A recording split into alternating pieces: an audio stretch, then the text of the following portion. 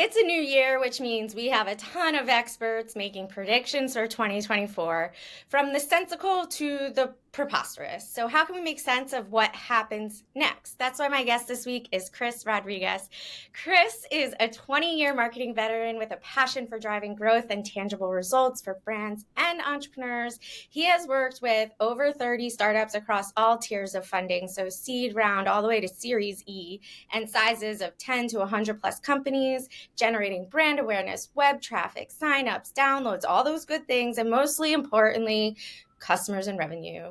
He now runs the agency iXL.co, a B2B SaaS-focused demand generation and marketing operations agency based out of the greater Washington, D.C. area. I cannot wait for this conversation.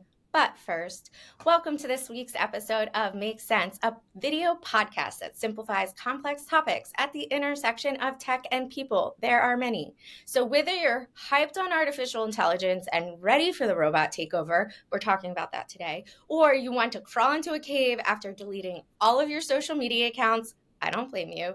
I'm here with my guests to help make sense of what's going on so you can design yourself and the human experience into the future. My name is Lindsay, the lady engineer. I'm a pragmatic futurist and human-first technologist, serial entrepreneur, and innovation consultant. So if you are new here, subscribe on YouTube or wherever you get your podcasts. So let's kick off year 2 of Make Sense by pretending that we can predict the future with Chris Rodriguez. Hi, Chris. Hello, Lindsay. Thank you for having me. So happy to have you. How is Awesome. the first month of 2024 treating you? The first month has been, as I would call it, first world problems. So Got it. business is growing, and there are good and bad things that are new to me. So just very grateful to push through on this entrepreneurial path. That's awesome. I'm very excited for you. There's always growing pains, but as long as everything's upwardly trending, that's awesome. Exactly All right. right. Now, listeners, Chris has always been an informal marketing mentor to me. For the first 10 years of my career, I worked on product and engineering teams, and I knew nothing about marketing. And to be honest, I was dismissive of how hard it can really be. Marketing is just one of those things a lot of people think they can do themselves, but they are poorly mistaken. hmm So, lucky for me, my first year as an entrepreneur, I worked alongside Chris as an entrepreneur in residence for Techstars Ed Tech program in New York City, and he schooled me. Within a few months, I had been running an e-commerce store for over a year. And within a few months of hanging out with Chris, I realized e-commerce was all digital marketing, and I knew nothing about digital marketing. I didn't think e-commerce was that fun either. So he actually helped me say goodbye to that business in a way. But after spending the past 10 years as a consultant and founder of labs, while also growing this podcast, amongst a bunch of other things, I have a profound respect for marketing. Um, I'm grateful to have been but a blip on your process and your path, and this will be fun. yeah, this will be fun. I do want to ask you, Chris, why digital marketing? Like, what makes you love it? And also, what makes you, and what do you think about your personality makes you so good at it? Well, I can say that the reason why I got into digital marketing was specifically because, first and foremost, I was intrigued by and passionate about marketing the products that I was involved in. My career started in the music and entertainment industry, and I realized after some time that I was very passionate about the promotion of the musician, almost with respect more so than the music itself. Hmm. And that isn't something common in the entertainment space. And Right. so I realized I needed to follow those instincts. So that's what got me into marketing in the first place. What got me into digital marketing specifically was I have been involved in many conversations with either fellow marketers or others in larger other functions that require marketing in the room. Mm-hmm. And I quickly learned much of this is qualitative and opinion based. And as a logical thinker, I'm not so much concerned about being right or wrong. I just want the right answer to be heeded or seen through. And so I often found that math was the great equalizer. So once I decided to follow the path of math, then I could be right or wrong, but it didn't really matter because the math was true. And that's what really got me passionate about digital marketing. And I started to get into analytics, SEO rankability, the ability to follow things like click through rates, conversion rates, and make recommendations either in line with my instincts or sometimes be proven wrong by the math. But it was such a relief to have math, even as I'm, quote, wrong, because what really matters the whole time is the math. So that was just almost like a comfort blanket. And it has helped me throughout my career earn trust and continue to be transparent about my recommendations. That's awesome. I like that. I think one of the things that always deterred me or it causes pain in the relationship with marketing is like in absence of numbers, it does feel like a guessing game. And it becomes sort of a bit of a posturing if you're in the wrong room, where someone's historical credentials can outweigh the topic at hand, which I would say the right cultures and the best cultures have data driven ideas no matter your seniority. And if they are proven right based on the math, then they should be the right answer that one uses. Yeah. One of the things I liked about your origin story is that you said you were in music and that you became very excited about the promotion, almost as much as, if not more so, than the actual music. And that's rare. And so, between the lines, you're saying that most people are obsessed with the music and not as obsessed with getting the music out there or obsessed with the techniques to get the music out there. Is Yeah, that I think correct? I think part of it is, to be clear, I'm still very passionate about music. Of course, of course. It's something that if money were no object, I would probably still very much be in the music and entertainment industry. But I started to learn the power of words, images, hand to hand promotions, just outright hustle, physically being in certain locations, understanding influencers, key stakeholders that are parts of buyer processes. Mm-hmm. And you don't necessarily think of it that way as you're going through the process. But hindsight being 2020, you start to realize this is a craft in and of itself. This just happens to be a product that I am selling. Mm-hmm. And so now I realize, and I say sometimes a little tongue in cheek, I can sell a pen, I can sell a phone, I can sell a mouse pad, I can sell this laptop that I'm speaking to you through. Mm-hmm. There is a target market somewhere. There are the right words to use, right images to use. And I'm just passionate about that discoverability and understanding that things can be tested. Experience does give you informed guesses, Mm-hmm. but things can be tested. And I've been right as much as I've been wrong. And as long as you don't lead with your ego, you firmly are believing in the process. Yeah.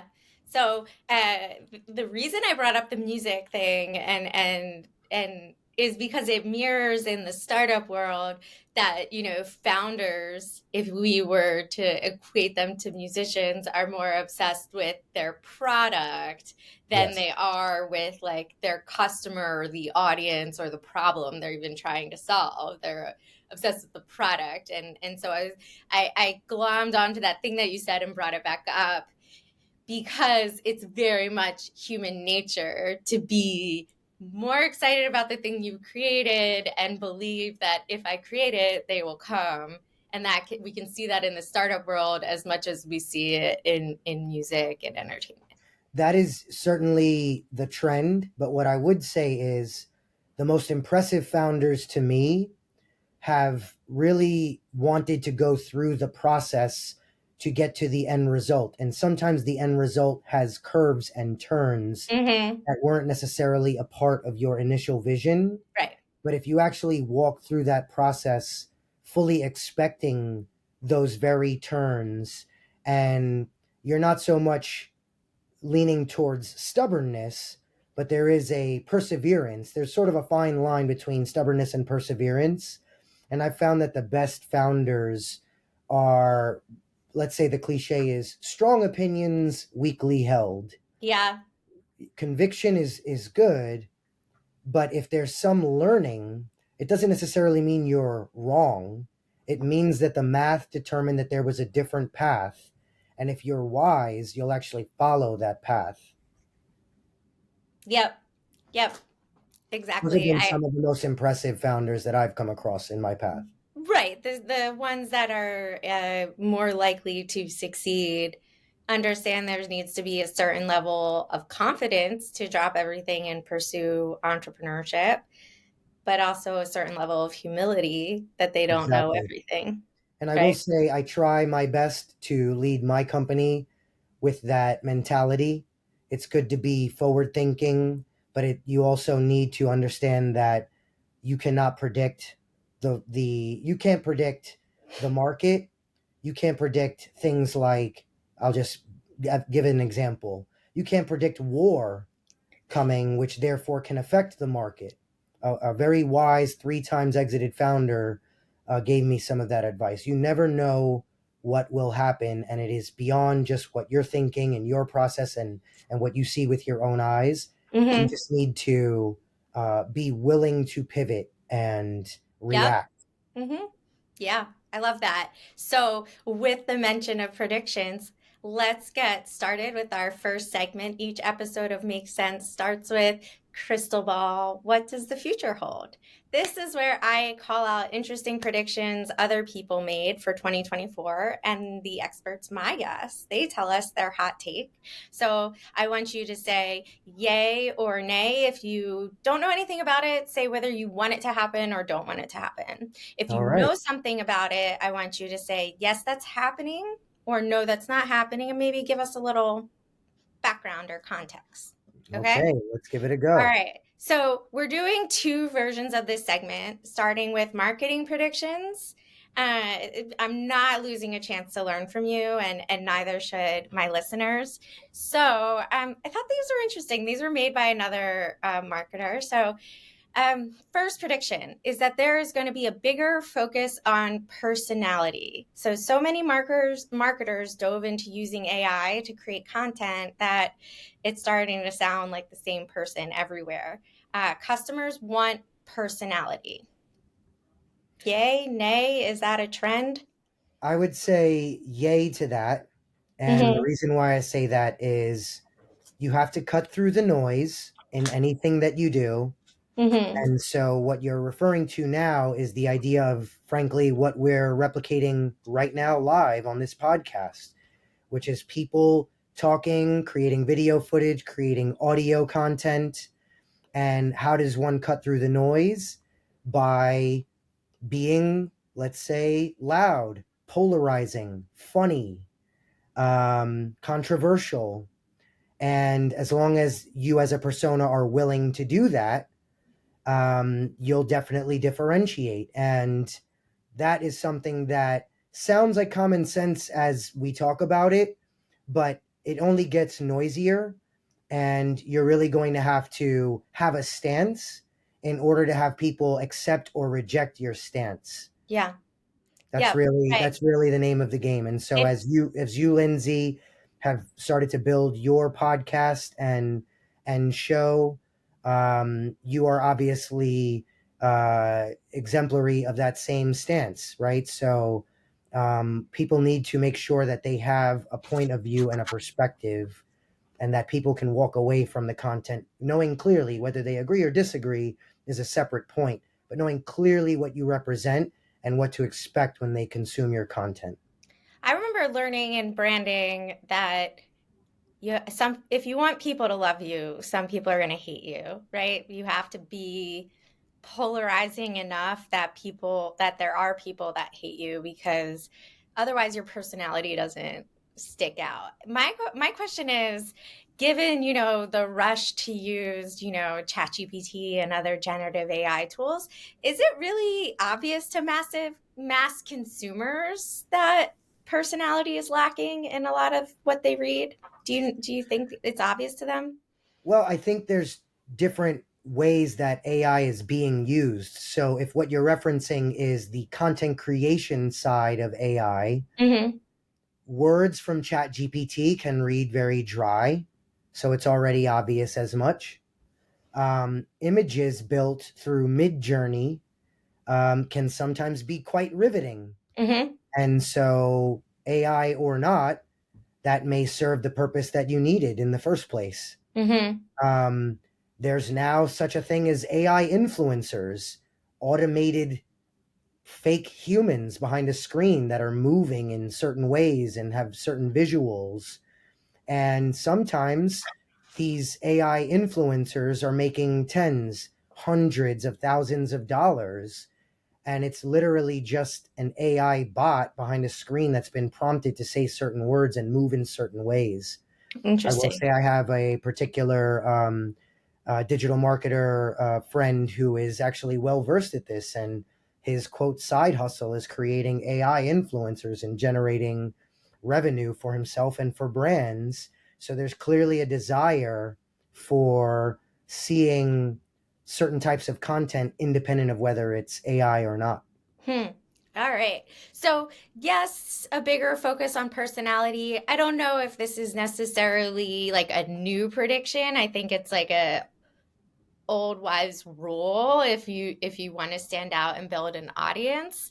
Um, so, and I might want to talk to that guy sometime and have him on Make Sense. So we'll talk about that afterwards. Will All do. right. So this one I am interested in your opinion.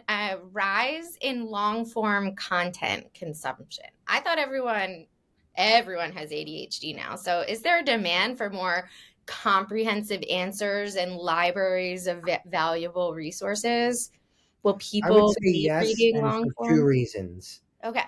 The Yes, for two first reasons. The first one is specifically as SEO best practices, and you can easily Google specific word counts.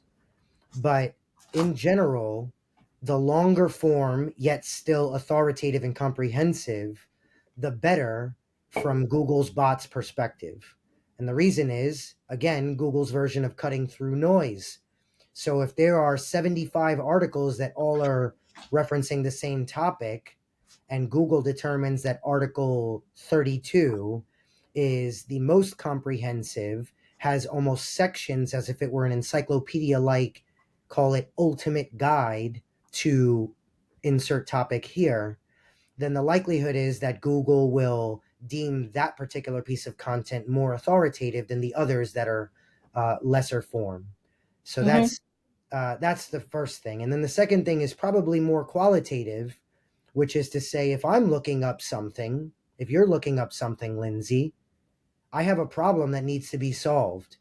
Am I going to look at some quick word stuffy blog post that slightly alludes to the solution, or something that is quite comprehensive with sections, screenshots, perhaps a walkthrough, comments from experts? That is probably the one that's going to catch my eye as I look at 5 or 6 or 7 articles on the first page and open all the tabs and quickly glance and compare Mm-hmm. them. So, longer form authoritative content for two reasons is most likely going to be the best solution. Okay. One, it's when it's higher quality, comprehensive, and longer, it's going to be prioritized by search engines, and two, you're meeting your audience where they are. If they are searching, they are looking for an answer. Um, if it's a quick answer, Google already gives it to you in the first result, and if Exactly. it's a longer answer, Google's going to want to support something more comprehensive, which is what you want too, because you're looking, I know me, I'm looking for instructions and explanations and blah, blah, blah. Exactly right. Cool. Next one. Hyper personalization becomes the norm. So, this is a continuation of the 2023 prediction, renewed focus on tracking technologies. Now, last year, an expert predictor said renewed focus on tracking. So, I like the wording of this one because it ups the ante by saying hyper personalization is going to become the norm. So are we there yet? And you think we're going to get hyper personalization as the norm in 2024? Not only do I think yes, but that was actually one of the two predictions that I had written for where I think trends are going. I'm glad to be aligned with these industry experts because that was also one of my predictions as well. So the bottom line is you really need to cut through the noise. That's the recurring theme, no matter the detail of tactic or channel.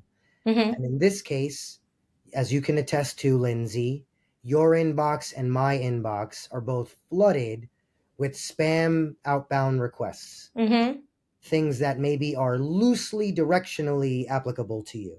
Mm-hmm. Oh, I see that you are in technology, so therefore insert broad request here, So many right? people are trying to sell me recruiting services right now. I'm like, Right. I'm not recruiting So anyone. so so clearly they're not focusing on hyper personalization. No. And the ways that you can focus on hyper personalization are either information that you divulge publicly, or information that I have in my database about you. And that can manifest in the form of custom emails or the idea of advertising to you in certain ways, knowing that the specificity of what it is that I'm advertising to you matters specifically to you and Mm-hmm. maybe a small subset of people like you. So those would be different ways to go hyper personal in not too long from this moment here. So in the next 4 to 6 weeks, the entire cold email outreach ecosystem will be affected by more stringent rules by Google. And so, therefore, hyper personalization has never been more important. So, you're going to actually have to have something pretty riveting in your subject line that will get me to even open the email in the first place, followed by specific context about me Mm-hmm. inside the email body. And if Yeah. that is not the process that you employ for your emails, you are going to hit the spam inbox quickly and get penalized at exponentially quicker rate than before. I'm really interested to see how this plays out. And thanks for bringing that up. It reminds me, I use You Can Book Me for calendaring, and I got a update from them that if I am using an at gmail.com address, they're no longer going to be able to send emails on my behalf, which I thought was really interesting. And I assume it has to do with the same updates you're referring to. Now, outside of personalization in terms of like outreach and emails. Um, this article I read had included, I guess Nike by You to customize shoes. And L'Oreal has personalized cosmetic formulas. Um, I see that like one, the idea that you can customize your Nike shoes has been around for a decade. I had a friend creating her own running shoes at least 10 years ago, if not like 15.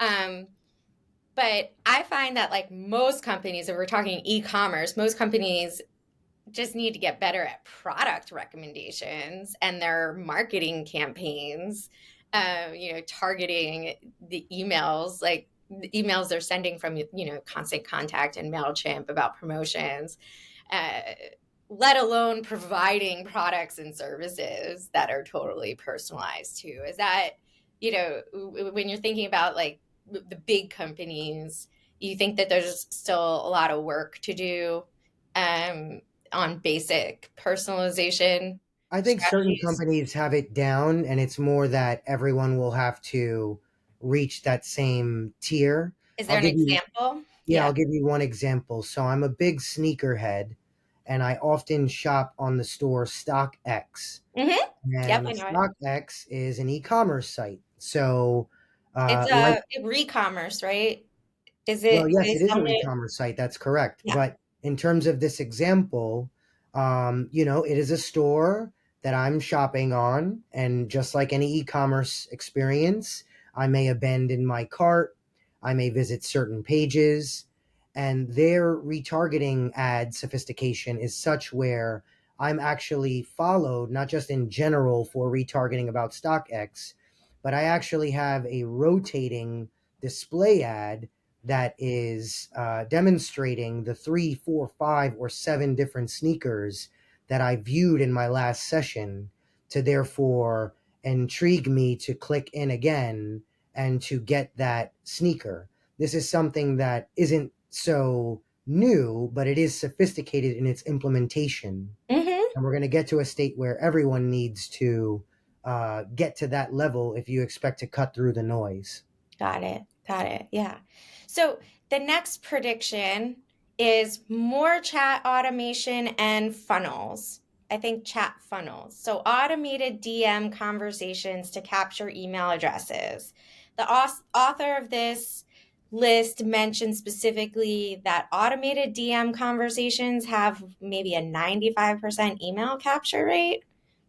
I don't know. I did not fact check that. What do you know about using Facebook Messenger or Instagram messages or any other kind of chat automation tools? Sure. So I have a mixed response to this one, in part because I firmly believe that social media DM as a channel has historically been one of the strongest, if not the strongest, channels.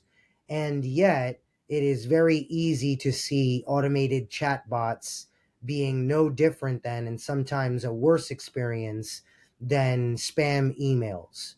In other words, if I'm showing up to a website and some web master believes that their automated chatbot with their FAQ section is satisfying me as I'm asking questions.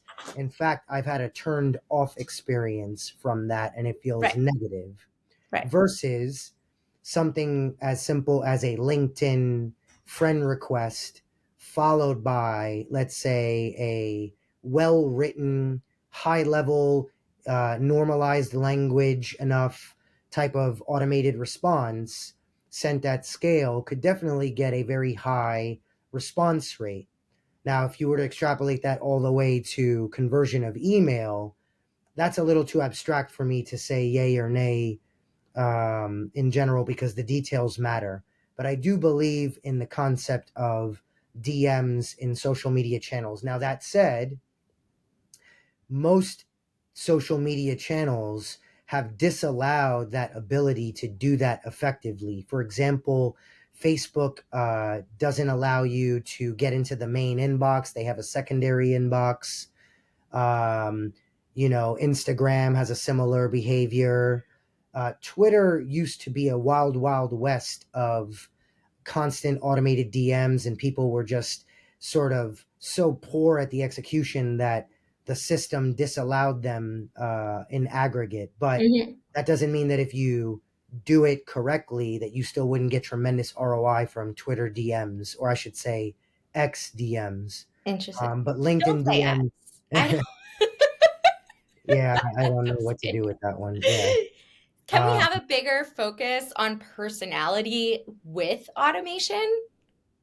Sure. I mean, at the end of the day, you're still looking for an acquisition as you're being personal, right? Mhm. So if I were to have some sort of a YouTube subscription, and then once you subscribe to me, I somehow friend request you in an automated way on Instagram, and then send you an automated Instagram DM, that's still social media automation, but the copywriting is what matters. The type of flow and the type of experience is what matters. If you start asking me questions about how to buy my merch and sell my product, or if I ask you rather those questions, you're already going to be turned off and you're going to say, this is some automated junk. Yeah. So the execution matters.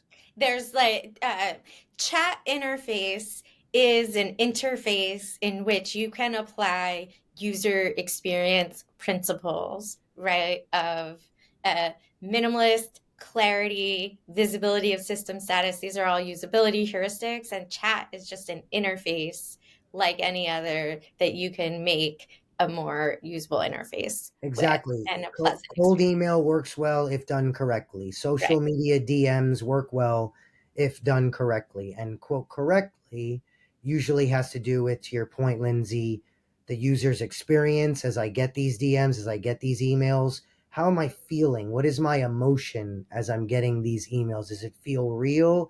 Does it feel fake? Does it feel useful or does it feel useless? Right. Right. Exactly. So I love this one, and then we're going to move on to the next section. Okay. Conversely, Human as a premium. So 58% of US consumers say that communicating with an actual human is what makes interactions with salespeople and customer service reps a positive experience. Do you think we will somehow be paying extra to talk to humans? I mean, I firmly believe that dealing with a human on a support line is a tremendously better experience than the opposite. I'll share one example. So, IXL is a certified HubSpot partner, and I'm also a fanboy, for lack of a better term, of all things HubSpot. And you think about the level of scale that they have, and yet they have employed their own version of certified HubSpot experts to be responsive and quite helpful on their chat. And so, if I were to go into HubSpot's chat and I was just prompted with automated FAQ responses, I would be turned off and not be interested and feel negative about the experience. Versus, as I've had many problem solved by a real human on the other side. How do I know it's a real human? Because Right. they're taking their time responding, they're investigating my problems, they're actually critically thinking about my HubSpot portal. So it's obviously someone who is an expert who's caring about me in that Yeah. moment. And as a result, I'm talking about them on a podcast right now and explaining that that user experience is tremendous. Yeah. So High quality of service perception, you know. exactly. And they've Um, modeled that because that can't be cheap, right. right? To implement that systematically across the board. So that is I just part of the reason. wonder, I'll give you an example. I worked for a major credit card company for 8 months. And a lot of their digital work is to encourage self-service and help reduce calls to their call center because a call to their call center averages $3.50. And when you add that up over their millions of card members, it's a lot of money, right? So could you imagine calling in and going through the automation and then it says, if you would like to talk to a human, it will cost $3. It will be added to your next credit card bill. Mm. Do you think that would fly with consumers? I think if they took the same goal but implemented it differently, the answer would surprisingly be yes. If they were to tell me for your bank account or for your credit card, there will now be a $6.99 a month subscription fee that gives you premium service. And if you're interested, please click here. There will be a likelihood of people who would actually say yes. I might arguably be one of them. Mm-hmm. And the likelihood is that they would model that how many people would subscribe for these but never actually make the call. Yeah, As a result, they would actually probably have some sort of subscription model to at least react to and tweak and alter to make it worthwhile. cool. Spoken as if you, a real logical marketing person as Yeah. you Hey, explain it's yourself. worth The math testing, works right? out. Yeah, Yeah. exactly. All right. So for our second segment of Crystal Ball, what does the future hold? I want to do something really fun. So in refreshing my list of predictions for 2024, I stumbled across a very precious article titled Elon Musk's Most Ridiculous Predictions, and it was an article posted on the Next Web in May of 2022. So for context, this article was published maybe just shy of a month after Musk purchased Twitter. Mm, So, first, interesting. Chris, like a TLDR, what are your general thoughts or feelings towards Elon Musk? I, as someone who is an aspiring entrepreneur who's trying to succeed on this path, I definitely look up to anyone who has gone down this path, who has experienced those types of founder struggles.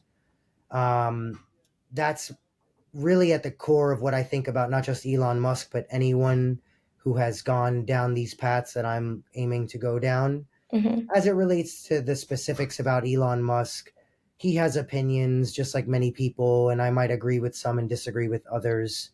But he's accomplished so much in his life, and it's difficult for me to lump any sort of, political opinions or anything to that effect with what really matters in my mind, which is he's made significant impact and has a tremendous footprint on culture. So Yeah. I'm probably leaning more so towards respect than any other emotion. Yeah.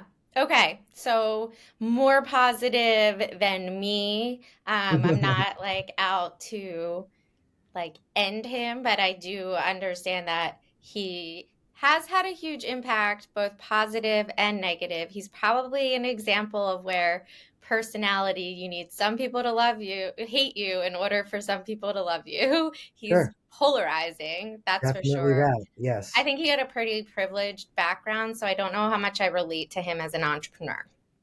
Fair enough. So, um, so now, before I pitch to you your thoughts on his predictions, I want to remind my listeners why this is important. So, this isn't about just bashing Elon Musk. This podcast is about creating a foundation by which we can all design the human experience into the future. And part of driving towards that is understanding who is behind the technologies today. Do we have Sure. the right people? Do we have enough diversity of thought?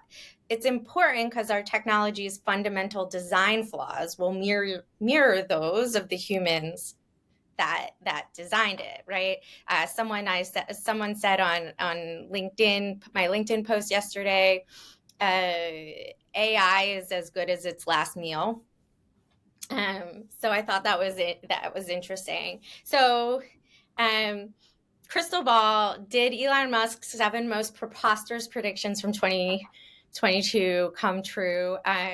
So prediction one, actually, they're not from 2022, just the article is. So prediction one, Tesla will achieve full self-driving next year. So he actually first made the prediction in 2014.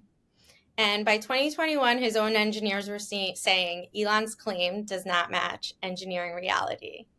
So, one in general, what do you think of Teslas? Have you driven them? Have you rode in them? You think they're a good car? So I'm a little more old school, in the sense that I like going to a gas station and, filling up my tank with gas. So I can't say that I've been too forward thinking on things related to electric cars and such. Mm-hmm. I will say that I saw some articles given the recent icy snow and weather abound that Tesla charges are taking 2 to 2.5 hours. And so, certain types of electric owners are, they were unexpectedly stranded and things of Right. this nature. So this just feels like new and different to me. Mm-hmm. So there's that. I would say, I think it's clear that if Teslas were and any electric cars were on complete self driving, we would have a categorical shift in the way people commute and drive. And I don't think we're there yet. So I think that one's an easy answer, which is, anytime I hear about self driving, it usually sounds like a bit of an anecdote that someone tried as an experiment in the short term and they try to say it to sound cool. So, Yeah. Do you want self-driving cars? there's no way I would ever feel comfortable having going 60, 70, 80 miles per hour on the road and not having both hands on the steering wheel. So that would be a 100%. strong no for me. Great. Okay, 100%. Yeah. So the reality is that, he even adjusted in 2022 to say cars will arrive, self-driving cars will arrive within 12 months. So he's behind again. So basically, next year has not come since 2014. Yeah, I will say just to that, I don't know why this is considered so important. Are we trying to create luxury in a car setting where someone sitting in the driver's seat can read a newspaper? I don't understand the why here. Yeah. So I think one part is that I remember, going on a date with a guy who travels 1 hour each way for his bowling league, and he would love to be able to do other things in his car instead of drive.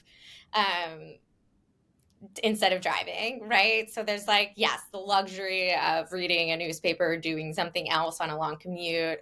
I Sure. think also, we've seen over the pandemic how important supply chain management is, and that we have a trucking shortage, we have a bus driving shortage for schools, so uh, these types of like a long haul on any trucking line, if that could be self-driving, that might actually create some more efficiencies.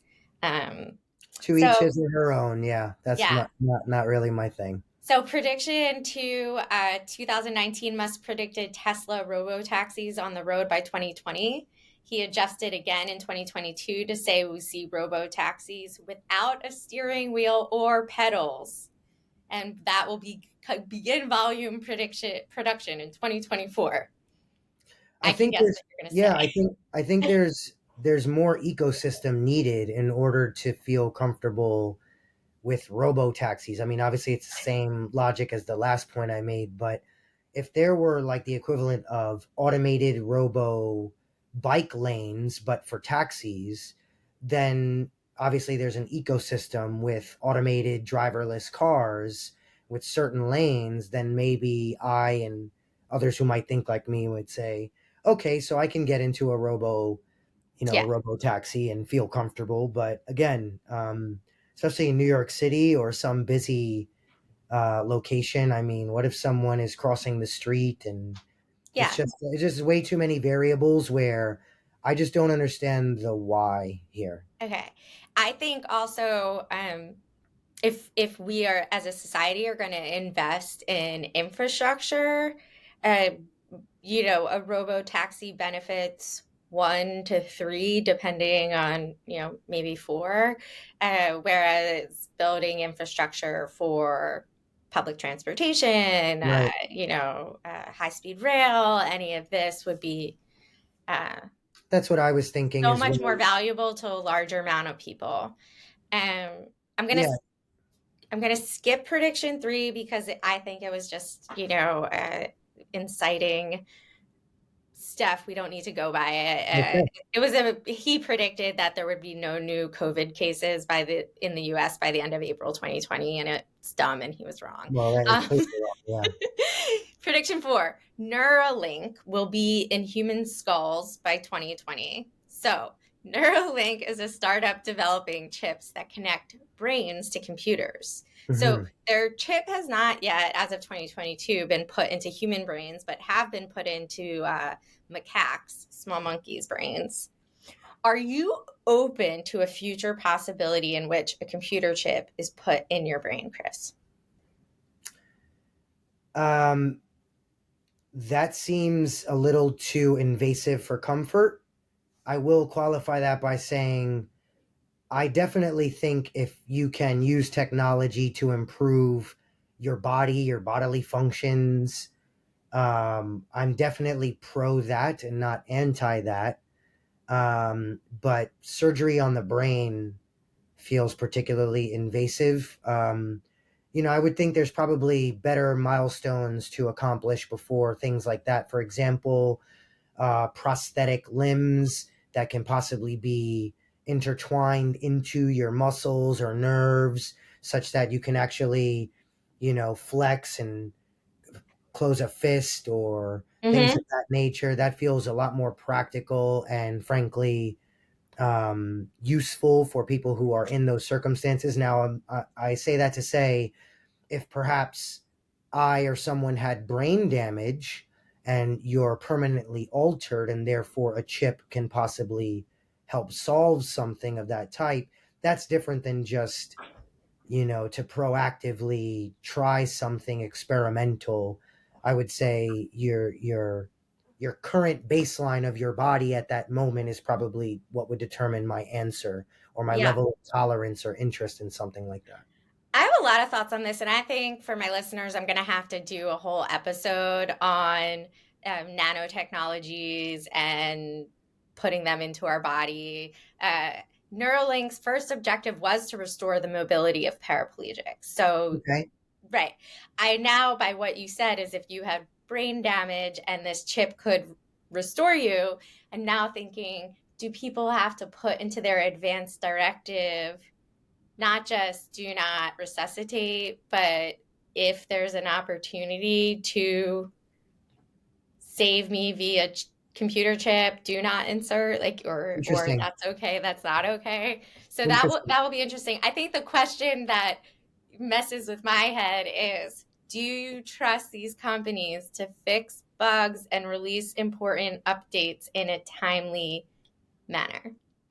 Right. I mean, that That is scares obviously me. always a concern with anything related to technology. But again, if you are blind and there's a way to implement a chip to allow me to see, or if I am deaf and you can actually trigger the right actions in my brain to allow me to hear, there's a pro and con type of analysis that every individual person needs to decide what their comfort level is. But that at least feels a lot more logical than you know other types of reasons. I'm just not into the concept of vanity or just trying to be superhuman just because Hmm. it's cool or you want to be Yeah. first.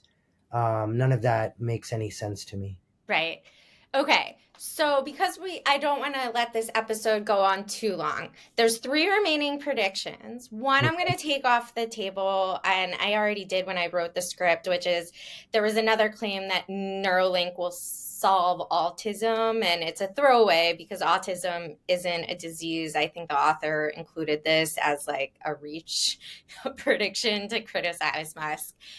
So the Mhm. two remaining is between, and I'm gonna let you choose, 1 million people will live on Mars by 2050, or Tesla's robot will be worth more than its car business. Which one do you want to talk about? Both by 2050. No, Okay. Huh. just Tesla's robot will be worth more than its car business. I will say, in researching this one, a Norwegian startup called 1X just raised $100 million to bring their humanoid bot Neo, and OpenAI was part of a previous funding round for I them. think the likelihood that the robot technology and business grows significantly, so much so that it could be worth more than a car company, is true. Um, on the inverse, I believe that the idea that in 26 years we're going to have a significant population of humans living on another planet is slim to none. I do not have science as much as others who might have opinions on this.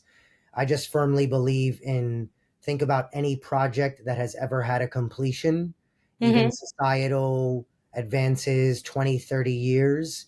We haven't even had one individual person live in a substantial way on Mars or a family outside of staying on a space station in a temporary basis Mm-hmm. and be flown back. And we're Yeah. still experimenting with animals. There would need to be entire ecosystems built. And if you think about that, are we talking about a dome that has air pumping into it? Who is You're going to great. build this dome? Where are the materials coming from? Are people shipping bricks on Yeah. ship over there and heavy duty metals and plastics? That sounds like 7,000 trips to even Yeah. get the materials there in the first place. How long? I don't even know this answer. How long is the trip length from from Earth to Mars? Is it days, weeks, Oh, months? but it's okay. So interesting enough, this is not about the trip length. It is about how often you can travel there. And knowing that Elon Musk is a businessman, the most optimal time, i.e., the shortest, when the two planets are at the shortest distance from each other, occurs every 26 months. So let's just say 2 years. So, how do you feel about only having the option to come back to Earth every 2 years? Again, incentives work no matter what it is. So if someone were to tell not me, but others that this made sense for, that you could live for free for 2 years with some unique experience, all food paid for, all costs paid for, then I'm sure there would be a subset of the population that would say, screw it, let's try. But it And just those goes aren't the to show, terms that Musk is offering. yeah, So exactly. It's probably the exact opposite, which is to say you have to pay an Uber he premium. actually is offering a loan that you can pay off by working on Mars, which is kind of like indentured servitude, to be honest. Like, if you want to go there, you have to have this job and pay it off and build the place. So, And how about this? What if you miss the flight every 26 months? yeah, like what happens if you miss the flight? You have to wait 2 more years. Yeah, So it feels the very reality, illogical. yeah, the reality is a lot of people probably have to die because you need 100,000 trips to transport 1 million people and their cargo. Exactly. Yeah. So if that's where society is going, then interesting, I suppose. I mean, if we're really entertaining this idea, isn't the moon closer? Shouldn't we start there? Well, a prediction that,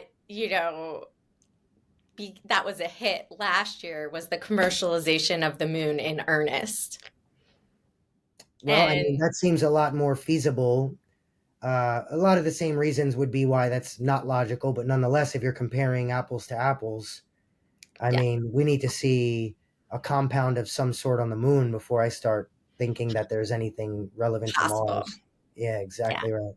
I say the reality is predictions are funny, I think, because no one actually has the privilege of knowing what happens in the next minute, which is what you said as far as in the beginning about the best CEOs have a lot of mental flexibility around their plans because they understand that war or global pandemic or economic crashes can happen and everything, the terms of the game, everything changes. Mm-hmm. Exactly right. All right, so let's make it make sense. I mean, how can we narrow this down to one takeaway? Is I go back to the beginning of our conversation about personality and value are still going to be the things that differentiate you, even if you're getting into, automation and other scalable kind of solutions and experiences. You can't lose the humanity. So Yeah, human is a premium, right? I think it's important to be yourself, be comfortable in your own skin, marketing and business or not, Mm-hmm. and your natural interactions should give that off and exude that. That creates authenticity, trust, the law of attraction, all of the above. And if you operate your life and business in this natural state, then whatever shall come to you organically and naturally, and things that weren't meant for you will fall by the wayside. And if you're comfortable with that process and you have patience, then what comes to you was meant to be. And that's how I've operated my business, my life. I try to be very comfortable in my own skin. I try to lead my company with that mentality, both business decisions as well as a leader of people. And that has served me well. So I would also say, though, it's important to have an EQ, an emotional quotient, to be personable, to be sensitive, to be empathetic. At the end of the day, when it comes to decisions and decision making, logic over emotion 10 out of 10 times is what has gotten me here. And I hope the same for you, Lindsay, and all of you listening to this podcast. 100%. This is why I love talking to you, and I'm so glad you can kick off year 2 of Make Sense with me. So, thank you for listening to Make Sense with me, your host, Lindsay Tabas, and my guest, Chris Rodriguez. We hope you enjoyed our take on 2024 predictions for this year. Chris, where can people find you online? So my website is iexcel.co, iexcel.co. Again, we are a digital marketing agency based out of the DC, Virginia area, but have business far and wide, New York City, Miami, Los Angeles, Chicago. And I am also pretty prominent on LinkedIn. My username is Chris Excel, ChrisExcel. So reach We'll out, get find you. me, Yeah. and always happy to chat. Yeah, as always, you can check out all the links and resources in the show notes. And final note, if you want to continue to be the smartest person in the room, make sure you're getting notified when each episode of Make Sense hits on YouTube. Hit that subscribe for next week's episodes. And for audio only, follow wherever you get your podcasts. Thank you, Chris, for joining me. Thank you, Lindsay, for having me. Appreciate you.